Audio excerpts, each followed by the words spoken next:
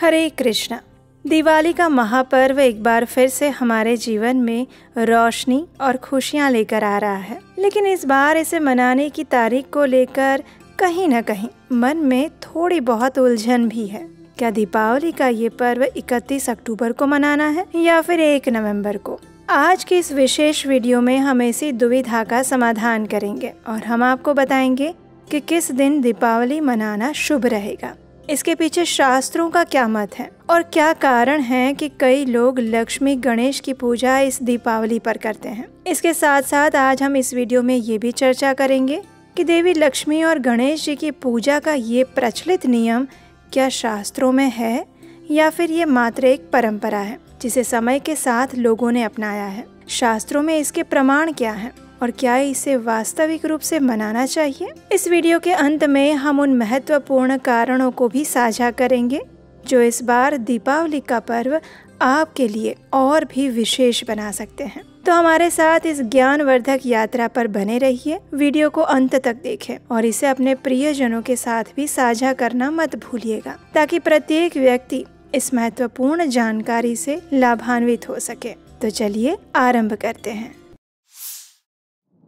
कार्तिक मास के कृष्ण पक्ष की अमावस्या यानी दिवाली का त्योहार और कार्तिक मास की अमावस्या तिथि का प्रारंभ हो रहा है 31 अक्टूबर 2024 गुरुवार के दिन दोपहर 3:56 से और समाप्त होगी 1 नवंबर 2024 शुक्रवार शाम 6:16 पर। काशी के ज्योतिषियों के अनुसार दीपावली का पर्व 31 अक्टूबर को मनाया जाएगा क्योंकि दिवाली की पूजा संध्या में प्रदोष काल में होती है और ये समय 31 तारीख को संध्या के समय में उपलब्ध है। जो लोग 31 तारीख को दीपावली मना रहे हैं उनका ये कहना है कि दीपावली की पूजा प्रदोष काल में की जाती है और इसलिए सूर्योदय का इसमें कोई महत्व नहीं है। इसलिए जब पूर्ण प्रदोष काल उपस्थित होता है तो उसी दिन उस पर्व को मनाना चाहिए। तो इस नियम अनुसार वे सभी 31 तारीख को ही दीपावली मनाने की सलाह दे रहे हैं। वहीं दूसरी ओर उत्तर और पश्चिम भारत में सूर्योदय तिथि की उपस्थिति में जब अमावस्या उपस्थित हो उस दिन दीपावली मनाने के लिए कहा गया है और इसलिए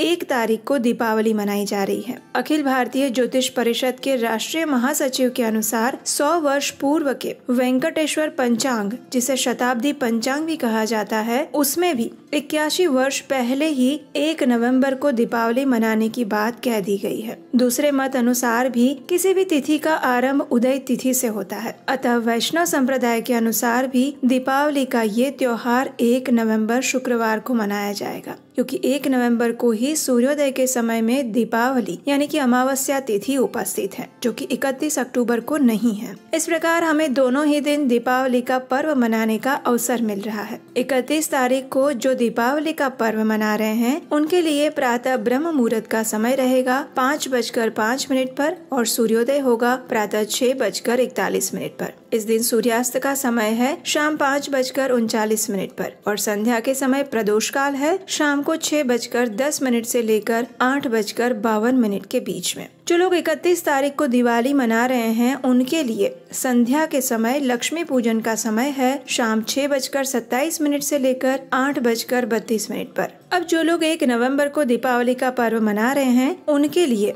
इस दिन ब्रह्म मुहूर्त का समय है प्रातः 5:08 पर और सूर्योदय होगा सुबह 6:44 पर। इस दिन सूर्यास्त का समय है शाम 6:01 का। इस दिन अभिजीत मुहूर्त का समय है सुबह 11:48 से 12:32 तक का और अमृत काल शाम 5:45 से 7:29 का होगा। जो लोग 1 तारीख को दिवाली मना रहे हैं उनके लिए लक्ष्मी पूजन का समय है शाम 5:36 से लेकर 8:33 तक। जो लोग विदेश में रहते हैं उनके वहाँ ये एकादशी इन दिनों पर मनाई जाएगी। वैष्णव कैलेंडर और अन्य पंचांग के अनुसार अमेरिका, दुबई, यूके और कनाडा में दीपावली 31 तारीख को मनाई जा रही है। अमेरिका में लक्ष्मी पूजन का समय रहेगा शाम 6:50 से लेकर 8:39 तक। दुबई में लक्ष्मी पूजा आप कर सकते हैं शाम 6:28 से लेकर 8:13 के बीच में। कनाडा में ये संध्या पूजन का समय रहेगा शाम 6:27 से लेकर 8:12 तक। यूके में ये लक्ष्मी पूजन का समय है शाम 5:04 से लेकर 6:42 के बीच में।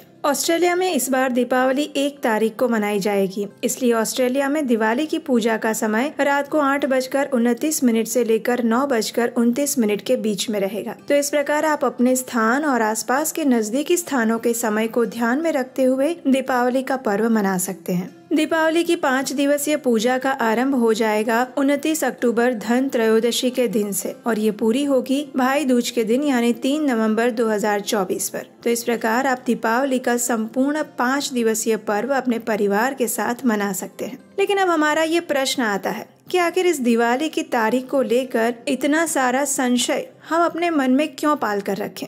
कौन से दिन मनाएं, कौन से दिन ना मनाएं, इतना क्यों सोचें? आप स्वयं ही विचार कीजिए कि विश्व में कई ऐसे लोग और समुदाय हैं जिन्हें तो इतने सारे पर्व और उत्सव मनाने का अवसर ही नहीं मिलता, लेकिन हमारी वैदिक संस्कृति इतनी वैविध्यपूर्ण और समृद्ध है कि इसमें हमें वर्ष भर में इतने सारे उल्लासपूर्ण त्योहारों को मनाने का अवसर मिलता है। और फिर दिवाली तो इस बार 2 दिन है, तो दोनों ही दिन दिवाली क्यों ना मनाई जाए? बताइए। ठीक है, अगर आपको लक्ष्मी पूजन करना है तो आपके स्थानिक समय और दिन अनुसार उस दिन आप ये लक्ष्मी पूजन करिए, लेकिन दिवाली का पर्व हम दोनों दिन मना सकते हैं। क्यों इतने सारे संशय और भ्रम की बातों में पड़ने की आवश्यकता है ना? तो हम तो आपसे यही कहेंगे कि इस बार की दिवाली का पर्व आप दोनों ही दिन अच्छे से धूमधाम से अपने परिवार के साथ मनाइए। खूब सारे दीप जलाइए, पटाखे फोड़िए, मिठाइयाँ और स्वादिष्ट भोजन भगवान को भोग लगाइए, लोगों में बांटिए और स्वयं भी खाइए। अपने इस महान पर्व को खुले दिल से अपनाते हैं और इस बार दोनों ही दिन 31 और 1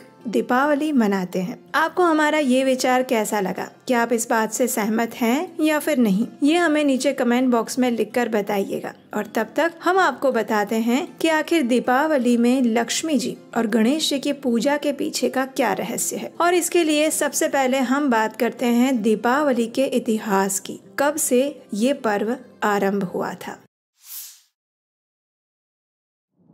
पद्म पुराण के उत्तरखंड में भगवान शिव अपने ज्येष्ठ पुत्र कार्तिकेय से कहते हैं, हे स्कंद, जिसने कार्तिक मास में भगवान केशव के समक्ष दीपदान किया है, उसने संपूर्ण यज्ञों का अनुष्ठान कर लिया है और समस्त तीर्थों में स्नान कर लिया है। हे पुत्र, कार्तिक मास में भी विशेषतः कृष्ण पक्ष के 5 दिन अत्यंत पवित्र होते हैं और वो दिन है कार्तिक कृष्ण पक्ष की त्रयोदशी से लेकर कार्तिक शुक्ल पक्ष की द्वितीया तक। इन दिनों में जो भी दान किया जाता है वो अक्षय बन जाता है और सभी मनोकामनाओं को पूर्ण करता है। तो यहाँ पर भगवान शिव दीपावली के महापर्व की बात कर रहे हैं, जो कि कार्तिक मास के कृष्ण पक्ष की त्रयोदशी से यानी कि धनतेरस से आरंभ होकर कार्तिक शुक्ल द्वितीया यानी कि भाई दूज तक चलता है। तो इस प्रकार हम देख सकते हैं कि दीपावली का पर्व 2000 या 5000 साल पुराना नहीं है, अपितु अनंत काल से चला रहा है और ये शिव जी के समय से भी महत्वपूर्ण पर्व है, जिसका वर्णन स्वयं भगवान शिव कर रहे हैं। दिवाली को किसी एक घटना या प्रसंग से नहीं जोड़ा जा सकता।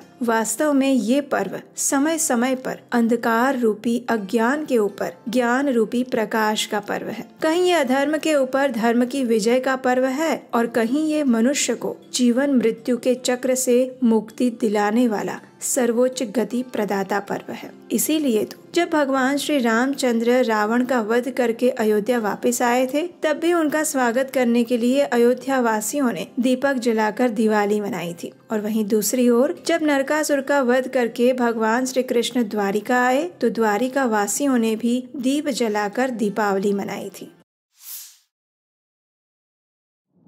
चलिए अब देखते हैं कि दीपावली का देवी लक्ष्मी के साथ क्या संबंध है। इस विषय में देवी भागवतम महालक्ष्मी की उत्पत्ति के विषय में एक सुंदर कथा आती है, जो इस प्रकार है। एक समय देवर्षि नारद मुनि ने अपने आराध्य भगवान श्री नारायण से पूछा, हे भगवान, मैं भगवती लक्ष्मी के प्रादुर्भाव की कथा सुनना चाहता हूँ। सर्वप्रथम देवी लक्ष्मी की पूजा किसने की थी और किस प्रकार वे समुद्र से प्रकट हुई? नारद मुनि के प्रश्न का उत्तर देते हुए श्री हरि ने कहा, हे नारद, सृष्टि के आरंभ में परब्रह्म परमात्मा भगवान श्री कृष्ण के वाम भाग से रास मंडल में भगवती श्री राधिका प्रकट हुई। वे 12 वर्षीय और परम सुंदरी दैदीप्यमान देवी थी। वे सदैव भगवान श्री कृष्ण के साथ विराजमान रहने वाली देवी थी और भगवान की आज्ञा से उन्होंने अपने आप को 2 रूपों में विभाजित कर लिया। ये दोनों ही रूप वर्ण, तेज, अवस्था, कांति, यश, वस्त्र,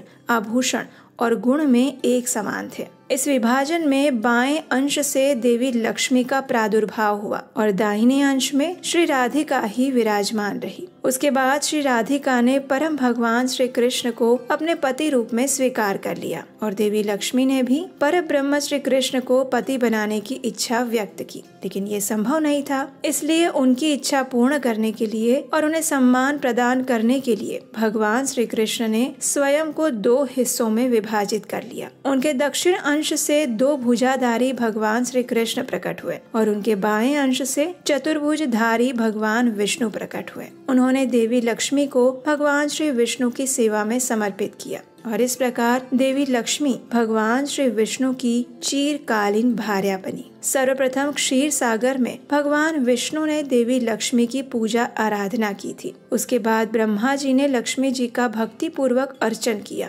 तत्पश्चात भगवान शिव देवी लक्ष्मी के तृतीय श्रेणी के उपासक बने और फिर पृथ्वी पर सभी ऋषि मुनि गण, स्वयंभू मनु, समस्त मानव गण और प्रजापतियों ने देवी लक्ष्मी की उपासना की। अब एक समय क्या हुआ कि दुर्वासा मुनि के श्राप के कारण देवराज इंद्र सहित सभी देवतागण श्री, कांति और समृद्धि विहीन हो गए। जब इस प्रकार लक्ष्मी देवी ने स्वर्ग और सभी देवताओं का त्याग कर दिया तो सभी देवतागण ब्रह्मा जी की अध्यक्षता में भगवान विष्णु की शरण में गए और तब भगवान श्री हरि की आज्ञा से देवी लक्ष्मी अपनी कला से समुद्र की कन्या बनने के लिए तैयार हो गई। भगवान विष्णु ने सभी देवताओं को समुद्र मंथन करने का सुझाव दिया। उस समय जब सभी देवताओं और असुरों ने क्षीर सागर का मंथन किया तो उसमें से देवी लक्ष्मी का प्राकट्य हुआ और अगर समय अनुसार देखा जाए तो ये समुद्र मंथन और उसमें से अमृत का कलश लेकर निकलने वाले भगवान धन्वंतरी कार्तिक मास के कृष्ण पक्ष की त्रयोदशी के दिन ही प्रकट हुए थे, जिसे हम धन त्रयोदशी या फिर धन्वंतरी त्रयोदशी के नाम से जानते हैं। इस प्रकार उसी समय में देवी लक्ष्मी का प्राकट्य भी समुद्र से हुआ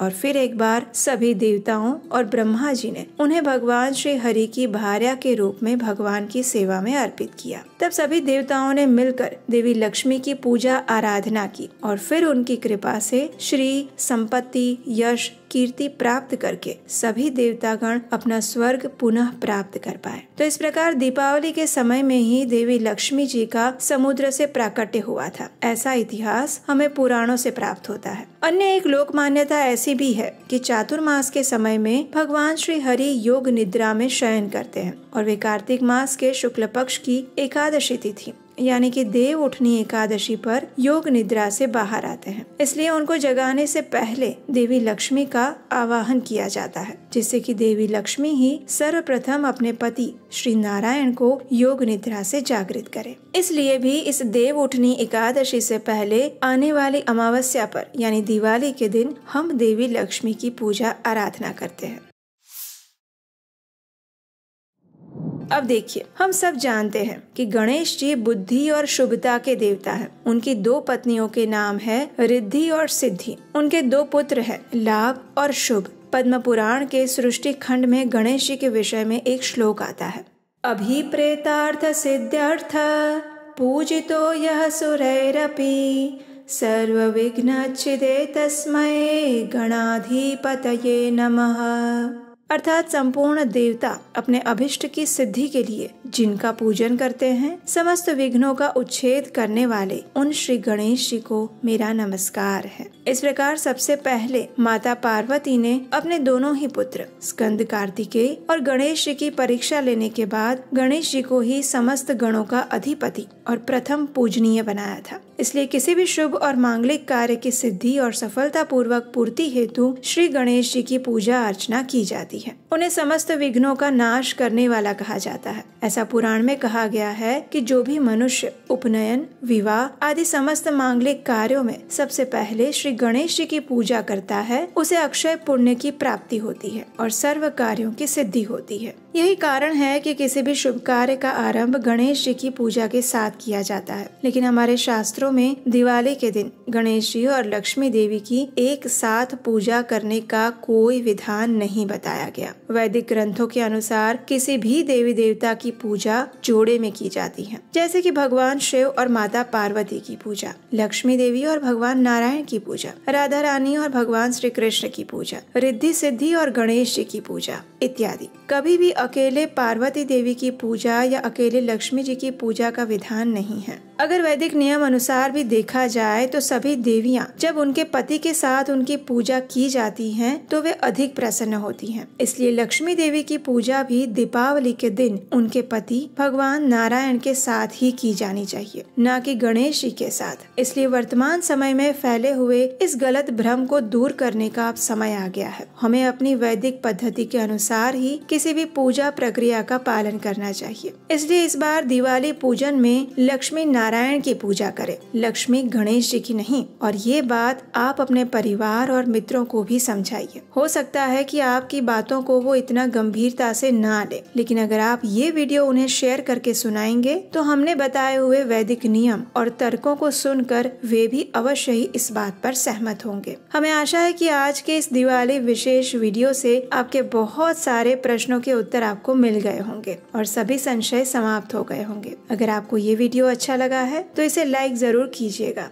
और शास्त्रों की प्रमाणभूत इस जानकारी को सभी जगह फैला दीजिए। सबको बताइए कि आखिर क्यों हम दीपावली का पर्व मनाते हैं और क्यों इस दिन लक्ष्मी गणेश की नहीं अपितु लक्ष्मी नारायण की पूजा करनी चाहिए। अगर इस वीडियो को देखने वाले आप में से प्रत्येक व्यक्ति कम से कम एक व्यक्ति को इस वीडियो को शेयर करेगा तो जरा सोचिए कि ऐसे कितने ही ज्ञान के दीपक इस दीपावली पर प्रज्वलित हो जाएंगे, जो कि हमारी सच्ची वैदिक शिक्षा का प्रकाश इस संपूर्ण विश्व में फैलाएंगे। तो इसी आशा के साथ हम आपसे आज्ञा लेते हैं और फिर मिलेंगे बहुत जल्द दीपावली से जुड़ी एक और महत्वपूर्ण जानकारी के साथ। हरे कृष्णा।